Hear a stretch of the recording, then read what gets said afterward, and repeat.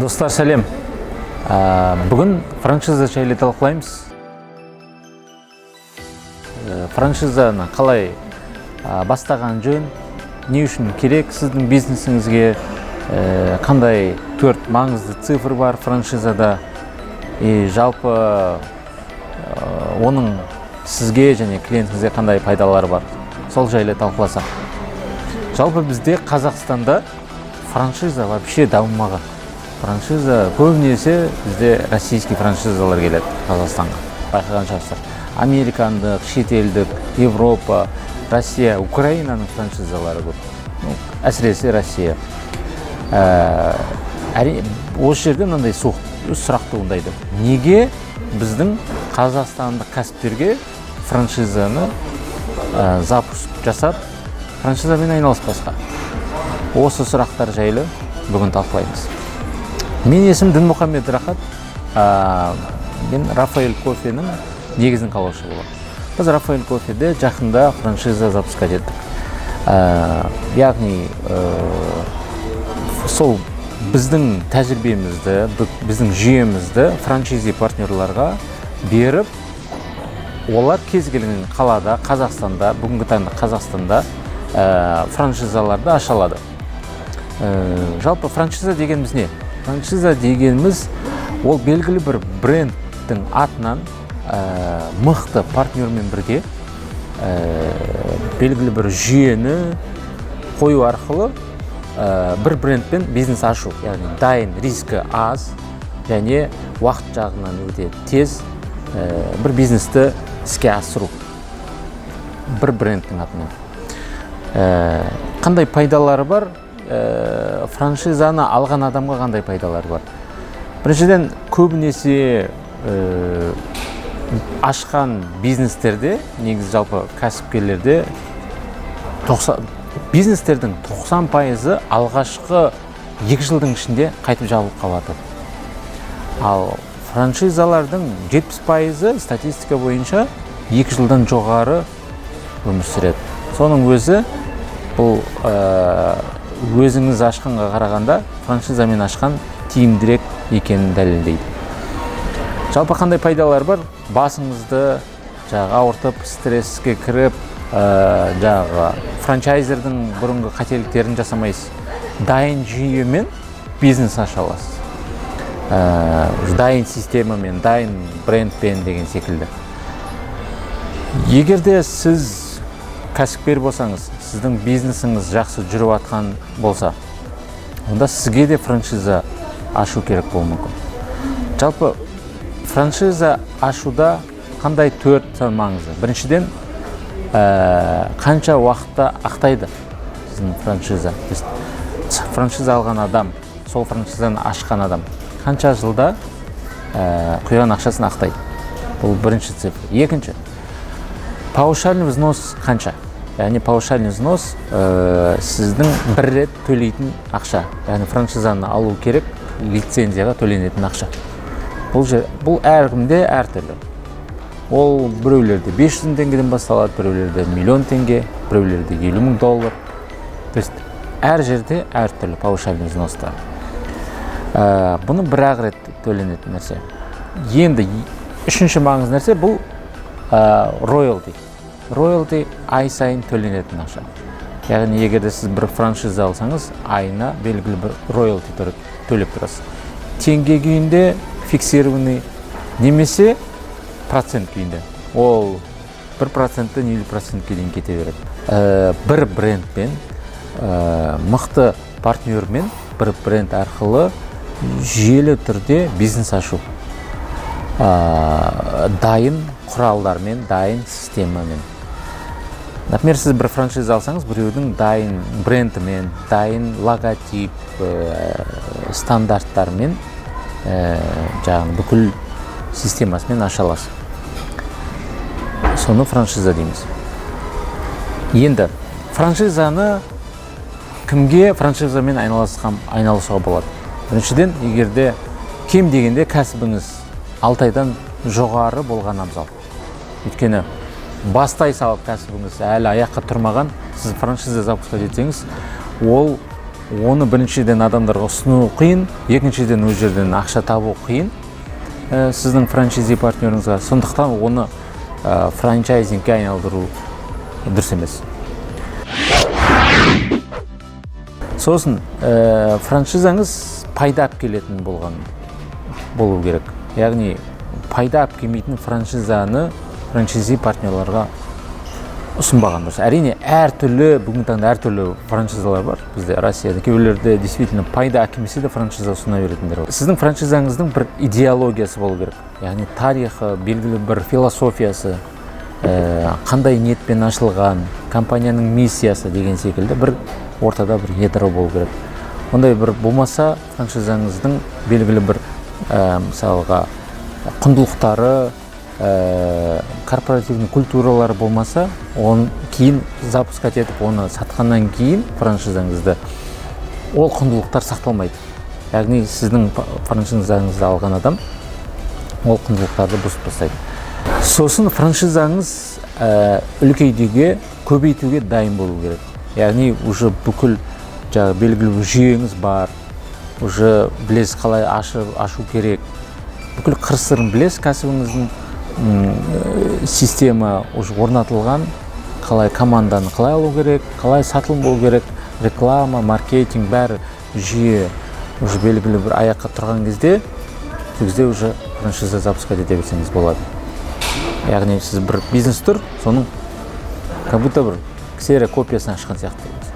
Бұл өте енді франшиза запускать еткендер үшін өте маңызды, үлкен мүмкіншілік. Өйткені біріншіден адамдар тез танылады, тез таниды. Өйткені сіздің бір ғана точкаңыз или өзіңіздің 2-3 точкаңыз ғана болмайды, көптеген точка барлық жерде болады. Бұл сол үшін жақсы. Екіншіден бұл кірісіңізді арттыруға жақсы. Үшіншіден бренд болып қалыптасқанға жақсы деген секілді. Өте үлкен жылдамдықпен үлкеюге бірден бір таптырмас мүмкіншілік. Егерде франшиза запускать етпесеңіз, онда бүкіл точкаларды, филиалдарды өзіңіз ашуыңыз керек.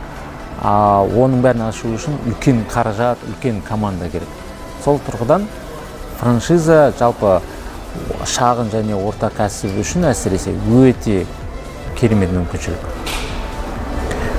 Бізде жаңа айтқанда Қазақстанда франшиза өте вообще дамымаған, и соны бүгін таңда бізге дамыту керек. Егер байқасаңыз, Қазақстанда бізде франшизалар өте аз. Өте санаулы, саусақпен саналатындай. Бұған себеп, әртүрлі себептер бар.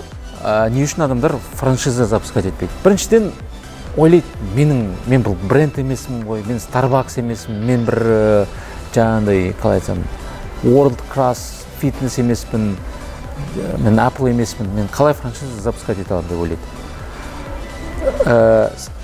Франшиза запускать ету үшін сіз бренд болуыңыз шарт емес. Адамдар не үшін франшиза алады? Тек бренд үшін ғана алмайды, адамдар дайын ақша табылатын, дайын жүйені сатып алғысы келеді. Егер де сізде белгілі бір жүйе бар болса, егер сіз ақша тауып алып жатсаңыз, онда сіз франшиза аша аласыз. Соны ұмытпаған жөн. Сосын қандай кедергілер бар? Мен ол ұсынсам алама, оны қайтып алады, менің франшизамды кім алады деген ойлар кедергі болады сізге. Ондай сомненияларды, күдіктерді алып тастаған жөн. Сосын мынандай ой болып жатады кәсіпкерде. Ол жүре ме бізде Қазақстанда? Ол қазақтың брендін кім алады? Ол бәрі Россияның, Американың брендін алады ғой деген секілді ой кедергі көбіне.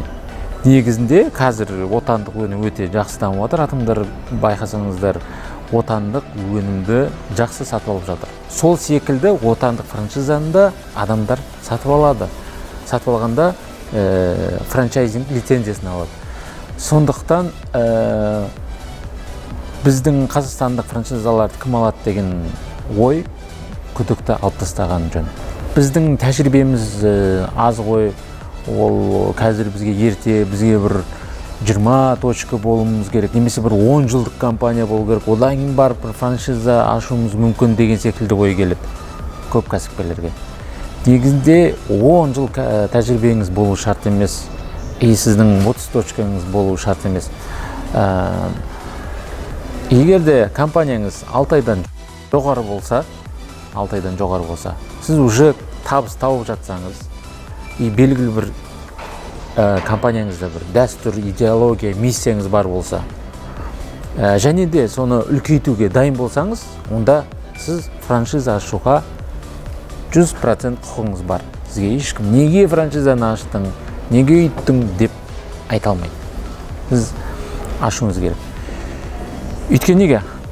Франшиза алатын адамдар кімдер? Адамдар не үшін франшиза алады? Адамдар біріншіден дайын, уже жүйеге келген, уже тест жасалынған, дайын жүйе алып, дайын бизнестен ақша тапқысы келеді. Яғни рисктерін азайтқысы келеді. Енді сізде уже тәжірибе бар болса, белгілі бір жүйе бар болса, көптеген қателіктер жасап, солардан көп тәжірибе алған болсаңыз, уже тәжірибеңізбен бөлісе алатын болсаңыз, сол франшизаны алған адам сол бренд арқылы ақша табылатын болса, онда сіз франшизаны бастауыңыз керек. Әрине, франшиза сату бұл зат сату емес, бір ручка сату или бір су сату сияқты нәрсе емес ол. Франшиза бұл кәдімгідей полноценный партнерство. Яғни сізден франшиза алатын адамдар, ол сіздің партнеріңіз болады. Сондықтан жаңағы бірден зат секілді оны сатып, көрінгенге бере беру дұрыс емес. Өйткені сізден франшизаңызды алған адам сізге, сіздің брендіңізге кір келтірмеу керек. Және де сіздің құндылықтарыңызды сақтау керек, сіздің стандарттарыңызды, және сіздің жаңағы ол полноценный партнер болғандықтан честный болу керек, сізбен дұрыс жұмыс істей білу керек. Өйткені сіз одан мысалға паушальный взностан бөлек роялти алып тұрасыз, яғни саудадан белгілі процент сізге де пайда күйінде түсіп тұрады. Ол егер де пайданы жасыратын болса, сіз онымен жұмыс істей алмайсыз. Сондықтан партнерді қалай таңдайсыз, немесе бір сотрудникті қалай таңдайсыз, тура сол секілді франшизи партнерларды өте мұқият таңдаған жөн. Собеседование жасау керек, бірнеше рет собеседование жасайсыз, анкета толтыртқызасыз, ол не үшін алғысы келіп жатыр, жалпы қанша ақшасы бар, қандай тәжірибелер бар. Егерде мысал ретінде көргіңіз келсе, Starbucks компаниясының сайтына кіріп, қандай сұрақтар қоятынын көрсеңіз болады, өте үлкен сұрақ анкета бар, оның бәріне жауап беріп шығу керек. Бірақ алғашқыда сізге ондай үлкен анкета толтыртқызудың қажеті жоқ, белгілі бір өзіңізге керекті мәліметтерді алсаңыз жеткілікті. Бірақ та жаңа өзіңізге командаға бір сотрудник алып жатқан секілді, немесе өзіңізге бизнес партнер іздеп жатқан секілді таңдауыңыз керек франшизаны. Кез келген көрінгенге сата бермеу керек. Енді франшизадағы маңызды 4 цифр бар. Франшиза условияда 4 маңызды, егерде өзіңіз франшиза алатын болсаңыз, немесе франшиза сатсаңыз да, мына 4 нәрсеге мән беру керек. Біріншіден, паушальный взнос. Паушальный взнос дегеніміз бұл разовый бір рет төленетін төлем. Яғни сіздің лицензияңызды сатып алуға төленетін ақша. Бұл әркімде әртүрлі. Бір белгілі бір қатпаған цифр жоқ. Біреулер 500 теңгеден сата береді франшизасын. Біреулер миллион теңге, біреулердікі $50,000 болуы мүмкін франшиза. Әркімде әртүрлі. Брендіңіз дамыған сайын, сіз франшизаңыздың құны жоғарылайды, лицензияңыздың құны жоғарылайды. Сондықтан алғашқы кезде әрине арзандатқаныңыз жөн. Оны сіз белгілейсіз. Оның ішіне әрине не кіреді, қандай нәрсе кіреді, ашып бересіз ба, реклама көмектесесіз ба, соны мұқият белгілеген дұрыс. Екінші маңызды цифр бұл айлық төлемдер, яғни роялти. Яғни сіздің франшизиден, партнердан роялти төлемін требовать ете аласыз. Яғни ол белгілі бір фиксированный теңгелей ақша болуы мүмкін, ай сайын мынанша теңге төлеп тұру деген. Немесе жүрген обороттағы саудадан определенный процент. Ол 1%-тен бастап 50%-ке дейін кете береді. Бизнес модельге байланысты. Қатып қалған бұл жерде де қатып қалған цифр жоқ. Средний, мысал бізде Рафаэль кофеде роялти бүгінгі таңда 3-5%. Егер бастап атқан кезде аяққа тұрғанға дейін 3%, ары қарай уже прибыль келіп атқанда 5%. Осында бізде роялти. Үшінші маңызды цифр бұл инвестиция. Яғни осы айтылып жатқан франшизаны ашу үшін қанша ақша құю керек? Неден бөлек та, франшизаны сатып алғаннан бөлек қанша ақша кетеді? Соны дұрыс есептеу керек. Егер сіз франшиза сатып жатсаңыз, соның цифр белгілеп беріп, цифрды айта алуыңыз керек. Қандай оборудование алу керек, қандай заттар алу керек деген секілді. Немесе, егер сіз франшизаны сатып алсаңыз, сіз сол сұрақ сұрау керексіз. Қанша ақша керек, қанша не құю керек деген секілді. Және де төртінші маңызды цифр бұл франшиза, яғни осы кәсіп қанша уақытта өзін ақтайды. Біреулерде 6 айда ақтайтын болады, біреулерде 1 жылда, біреулерде бірнеше жылда ақтайды. Сол секілді осы сұрақ өте маңызды. Өзіңіздің кәсібіңіз сатып алған адам қанша жылда ақтай алады, соны сіз дұрыс мәлімет беруіңіз керек. Осы 4 цифр өте маңызды. Енді сізде мынандай ой бар шығар. Енді неден бастаған жөн? Франшиза бастау үшін не істеген жөн? Біріншіден, қазіргі бизнесіңізді жүйелендіріңіз. Яғни болып жатқан бизнес процестер, кім неге жауапты, клиенттер қайдан келеді, қалай сөйлескен жөн, қандай заттар сатасыз деген секілді бизнесті кіммен байланысады, соны жүйелендіруге керек. Яғни сіздің бизнесіңізді басқа біреу аша алу керек. Сондай халге жеткізіңіз. Екіншіден, тағы бір сізге айтатын кеңесім, бұл осы салада сіз бастайын деп жатқан франшиза саласында конкуренттеріңізді анализ жасаңыз. Олардың сайтына кіріп көріңіз, инстаграмына кіріп көріңіз. Олар не істеп жатыр? Паушальный взносы қанша? Роялти қандай? Қанша ақша керек? Google арқылы, Facebook, Instagram арқылы зерттеңіз. Оларға тіпті тапсырыс беріңіз. Қалай сөйлеседі, қанша уақытта звондайды? Сұрақтар қойыңыз. Паушальный взнос қанша, роялти қанша, қанша ақша керек, қанша уақытта ақтайды деген секілді сұрақтарды қойып зерттесеңіз болады. И олардан презентация. Бұл сіздерге жақсы бір совет. Презентация ала аласыз. Дайын презентация ала аласыз. Дайын финансовый модель ала аласыз конкуренттерден. Яғни ол бизнес-план. Қанша уақытта ақтайды, расчеттар, қанша инвестиция керек деген секілді. Және де дайын, тіпті дайын кейде договорды алсаңыз болады. Франчайзинг договорды алсаңыз. Бұлар өте маңызды. Кейін сіз франшизаңызды упаковать еткен кезде өте маңызды керекті нәрселер. Сонымен достар, франшиза өте маңызды, пайдалы нәрсе. Өйткені сіз франшиза арқылы, егерде сіз франшиза сатып жатсаңыз, кәсібіңізді өте жылдам үлкейте аласыз. Бұл қосымша сіз үшін кіріс, және де сіздің бренд ретінде қалыптасу үшін бұл бірден бір таптырмас мүмкіншілік. Және де ол сіздің жаңағыда брендіңіздің адамдар тез байқайтын болады. Яғни узнаваемость көп болғаннан кейін адамдар тез сізді байқайтын болады. Ал франшиза алған адамға қандай пайда? Бұл әрине азайтылған риск. Яғни өзі басынан бастағаннан гөрі дайын франшизаны алған әлде қайда тиімді. Бәрін с нуля бәрін зерттеп шықпағаннан гөрі дайын франшизаны алған кезде, во-первых, ақша экономдайсыз. Өйткені көп қателіктерді жасамайсыз.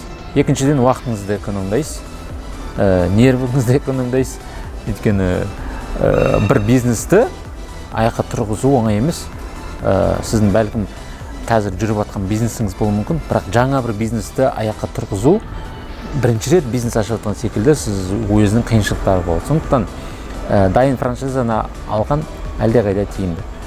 Рисктер аз, уақыты тез жылдам іске асыра аласыз. И жаңағыдай дайын жүйе.